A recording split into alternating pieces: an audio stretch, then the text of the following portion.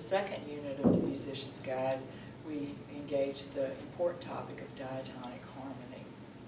Now, as those of you who are teachers know, this is one of those areas where, don't we wish we could just open their heads and put the entire diatonic understanding in as one chunk? It's very hard to know what to include first and what to include later.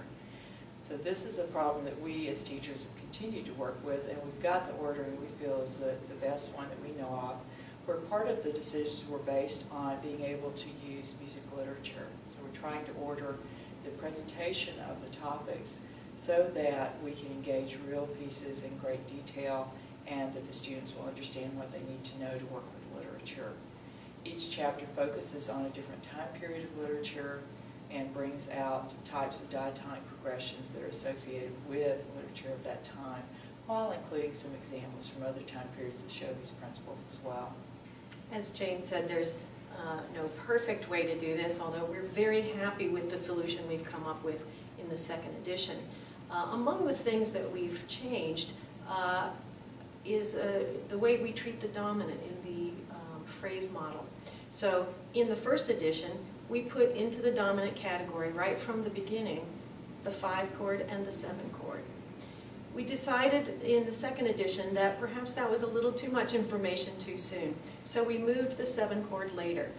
Students now spend quite a bit of time with mastery of 1 and 5, and later on we pick up the 7-chord. Likewise, we spent a little more time in the second edition on the predominant area. We introduced it a little bit sooner and give them a little more time and emphasis on the predominant. Another thing we did in the first edition was to include passing 6/4 chords early on as a way to expand the tonic area.